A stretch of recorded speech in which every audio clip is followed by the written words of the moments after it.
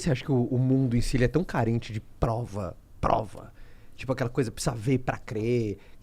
Esse ditado que dói, né? Quando a pessoa... E tem muita gente que é convicto, não precisa ver pra crer. Precisa ver pra crer, precisa ver pra crer. Por que você acha que o mundo assim é tão carente? E como é que foi pra você essa experiência de ver pra crer? Porque é uma coisa... Você concorda que o ver pra crer é meio que antagônico à fé? Porque fé é meio que quando você tem 100% de certeza em algo com zero de garantia. Você não precisa ver, exatamente. Você tá no escuro e tá caminhando que você sabe que vai chegar. Né? Então né? A Bíblia diz que a fé é a certeza das coisas que se esperam, mas você ainda não vê. Eu tô esperando, não consigo ver, mas tenho certeza que vai chegar. Isso é fé. Então, assim, as pessoas estão sempre querendo ver para crer e muitas veem e continuam duvidando. É verdade. Então, Deus já sabia de tudo. Deus já sabia de tudo. Por exemplo, antigamente na Bíblia, você podia casar várias vezes. Aí o apóstolo Paulo fala assim, olha, por causa da prostituição, que cada um tenha uma só mulher. Por quê? Porque Davi tinha 700 que podia e foi em cima da mulher que não era dele. Porque, na verdade, se não tiver regra, o ser humano não respeita. É verdade. Tem que ter. Tira a regra. Esses dias eu fui num banheiro público, aí estava em frente ao mictório, estava assim, favor urinar no mictório. Falei, mano, vocês estão brincando. Tem que escrever isso? Mas se o cara escreveu, foi por quê? Porque alguém estava fazendo fora. Justo. Então você tem que criar regra quando tem alguém quebrando o protocolo. E a Bíblia, ela não é um conjunto de regras, é um conjunto de princípios. E quando você quebra princípios, os homens criam regras. Entendeu? Entendi. Então, é muito importante que quanto mais você se apega à Bíblia, mais você vai cumprindo princípios, mais você vai tendo resultado por causa dos princípios e debaixo de menos regras você vive. Então, eu tenho me aproximado de Deus assim de uma forma espiritual, mas não religiosa. Ou seja, eu não quero ver... Deus teve que provar muita coisa para mim, que eu sou um homem incrédulo como qualquer um. Tá. Eu lembro de um programa que eu vi, eu não lembro qual foi o ano do acidente daquele Flávio Silvino, que era um ator da Globo, filho do Paulo Silvino. Sim, Ele fazia Vamp, lembra? Lembro. Muitos anos atrás. Até que ele voltou a fazer novela, mas estava com algumas sequelas. Exatamente. E aí eu lembro da entrevista do Paulo, eu era moleque, não lembro quantos anos, mas devia ter 12, sei lá, 13 anos. Eu lembro da entrevista do Paulo Silvino no Faz Fantástico. uns 50 isso. 50 anos atrás. Você tem 2, então faz uns 57 anos. Não, aí o Paulo Silvino olha pra câmera no Fantástico e fala assim, ó. E quando eu vi meu filho deitado, o médico falou que provavelmente ele não ia voltar à vida. Então eu peguei a mão do meu filho e falei, Deus, se você existe, o meu filho não vai morrer. E aí passou 2 dias, o filho dele, eu não sei quantos dias, não lembro agora exatamente, mas o filho dele abriu o olho e falou com ele. E aí ele olhou para a câmera e falou, e a partir desse dia, Deus nunca mais precisa me provar nada.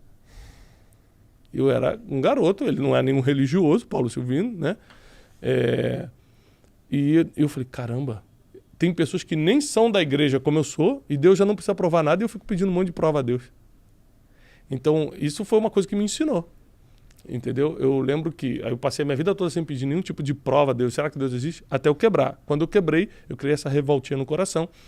E Deus me provou que existia. Deus me provou em várias coisas, assim. Coisas só Ele podia fazer mesmo. Então hoje eu já não preciso mais de nenhuma prova. E eu acho que entre aspas, a cada 12 pessoas, uma precisa de prova. Não são muitas. Muitas acreditam... Ao 12. Mas onde é que está essa base? Nos discípulos.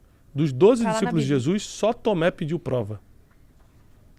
Jesus, quando apareceu depois de ressurreto, só Tomé falou assim, não acredito que é você. Só se eu ver a marca das tuas mãos, só se eu ver o rasgo que está aqui do seu lado e a marca dos pés. Aí Jesus tem que mostrar para ele. Ou seja... Por que as pessoas já chamam outro de Tomé? Precisam ir para crer, né? É isso aí. Né? Por causa do discípulo Tomé, do apóstolo Tomé, que pediu para ver, porque não estava acreditando que era Jesus. Jesus estava na frente dele e falou, não é possível. Não, mostra a mão aí então. E mostra também que Jesus não se ofendeu com isso, não se vingou. Você está duvidando de mim? Que nem a gente faria. Uhum. Jesus tá bom, vou dar mais uma chance para você. Porque Deus é misericordioso até o final.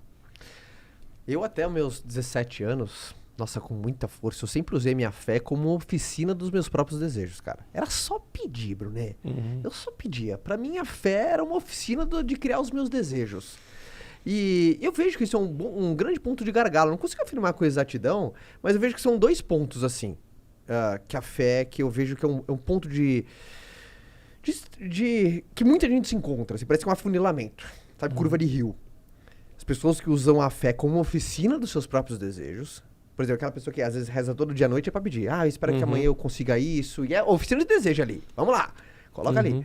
E aquelas pessoas que resgatam a fé no momento de muito desafio. São duas pontas. Por que você acha que... Eu não sei, é uma percepção particular minha, tá? Que são curvas onde muita gente se encontra. Muita gente se encontra e fala assim, puta, é verdade, eu peço pra cacete, cara. Só peço. E a tua visão disso? Quanto é legal, não é legal, pedir demais, não pedir? Qual que é o... Às vezes, sabe, qual que é o ponto limite de... Eu acho que a sua relação com Deus é baseada nas experiências que você teve. Tá. Então, quem não teve nenhuma experiência com Deus ainda vai pedir coisa até sem noção. O próprio livro do apóstolo Tiago, capítulo 4, diz: pedis e não recebeis, porque pedis mal, para gastardes com os vossos próprios prazeres. Uau. Então, Nossa, repete, cara, achei incrível. Tiago, capítulo 4, tá. Diz assim: pedis e não recebeis, porque pedis mal, para gastardes com os vossos próprios prazeres. Então, o cara chega para Deus e fala assim: Deus, eu tô querendo muito uma Ferrari, sabe? Eu tô querendo me levantar nessa vida. Eu falo, cara, por que eu vou dar uma Ferrari pra esse cara? Não tem sentido, sabe? E tem gente pedindo aquilo que quer para Deus, que é como se fosse pedir uma Ferrari. Não tem sentido para Deus. Eu falo, não tem sentido eu te dar isso. E tem gente que tá pedindo algo pelo outro, às vezes. É pedir e é legal isso, né? Tem gente que acha que Deus é seu servo, que Deus vai atender tudo. E, na verdade, Deus dá conforme a sua vontade.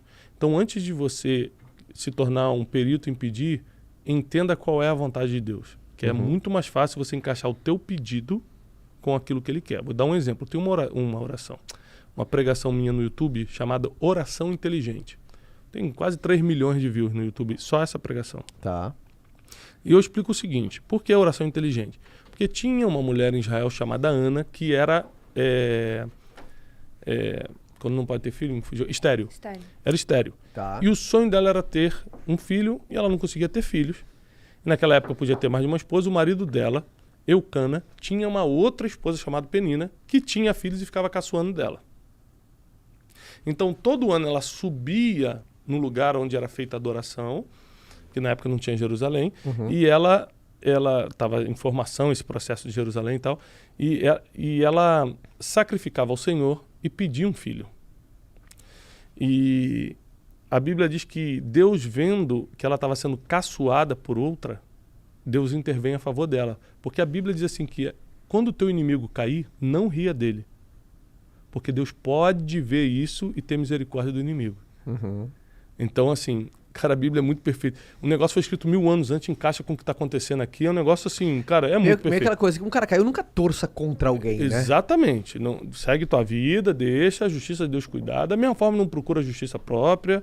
A Bíblia diz que nós temos um advogado, Jesus Cristo, é ele que resolve. E eu creio nisso e estou de pé até hoje, 40 anos de idade, estou seguindo. Tá. Então, ela pede e Deus apressa o pedido dela primeiro porque ela estava debaixo de perseguição. Toda vez que você está debaixo de uma perseguição, de uma calúnia, de alguém querendo competir com você, sendo injusto com você, Deus sempre fica do lado do mais fraco. Deus sempre fica do lado do órfão e da viúva. Está na Bíblia, está escrito, não é o que eu acho, não. Então, nunca oprima o mais fraco, que geralmente Deus toma um partido do mais fraco. Segunda coisa que a gente aprende aqui é que ela começa a pedir um filho a Deus, começa a pedir um filho a Deus, começa a pedir um filho a Deus e Deus nunca dá. Mas tem uma época que o povo de Israel começa a pedir um profeta. Nós precisamos de um profeta, nós precisamos de um profeta. Ele fala, caramba, eu preciso fazer nascer um profeta. Deixa eu ver quem está na fila dos pedidos de filho. Então ela queria um filho, Deus queria um profeta. E aí em um dos anos ela faz uma oração. Ela fala assim, ela alinhou a oração dela. Se tu me deres um filho, eu te devolvo o mesmo filho como um profeta. Ele falou, fechado, pronto. Deus dá o filho para ela no mesmo ano. Tira a vergonha dela, porque aí acaba aquela perseguição, a outra para de caçoar, não sei o que, papá. E ela pega Samuel, nasce o famoso profeta Samuel, daí vem o famoso profeta Samuel, que foi o profeta que ungiu Davi a rei, pai de Salomão. E ela devolve ele no templo e fala assim, ó, tá aqui meu filho. Quando ele desmamou, ela levou no templo e falou, tá aqui, eu devolvo. Aí a Bíblia diz, e Ana volta para casa e tem muitos outros filhos e filhas. Então, é uma história assim que mexe muito com a minha fé, Porque é você alinhar a sua oração com a vontade de Deus. Aí as coisas acontecem. Se eu pedir coisa que não tem nada a ver, Deus fala, tá doido. É a mesma coisa, eu tenho 4 filhos. Meu filho José chega, pai, você me ama? Claro, filho, te amo. Me dá uma Lamborghini? Não tem sentido nenhum esse pedido. Não tem sentido, você não tem idade, você não tem carteira. A gente não tem dinheiro para isso. Eu vou pedir pro tio Caio, quem sabe ele transfere. Tio Caio faz um pix pra gente. Mas isso é uma coisa que eu sempre falo, né? É o quanto a gente julga as coisas. Ah, tá dando errado, tá dando errado. Mas tá dando errado porque dentro do seu julgamento você acha que tá dando errado. Uhum. É só o modo de ver, a sua interpretação. É o seu modo de ver. E lá na frente, em algum momento, isso vai fazer sentido do porquê que tá dando errado, mas na verdade tá dando certo. Isso tem a ver com uma frase que eu coloquei num dos meus últimos livros. Agora eu coloquei o seguinte: o que você chama de problema, Deus chama de treinamento. Então para você é um problema. Espetacular. Exato. Entendeu? Você tá vendo como problema. Deus que tá lá de cima já viu a linha do tempo toda, É viu o a timeline, processo. já viu. Ele falou: isso aqui é um treinamento necessário para você entender isso aqui na frente. Só que você não consegue chegar lá na frente, então você acha que é só um problema. E não Cara, é um treinamento. muito bom viver assim, com essa linha. Não facilita o encarar de cada coisa? Não, facilita muito. A gente acabou, por exemplo, de perder uma amiga muito querida, morreu. Ataque do coração do nada, nova. Buf.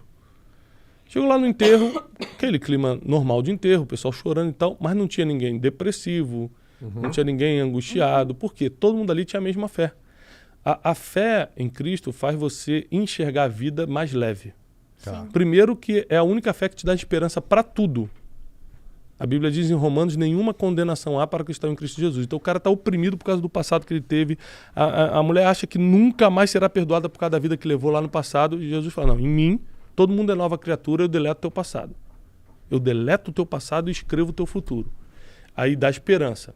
Morte. Essa terra aqui não é o fim, é só o começo. Então você morre, você começa uma nova vida e eterna agora. Então, não existe nada, nenhum problema que você me traga que o evangelho não ofereça uma esperança. E leve. Leve, tranquilo.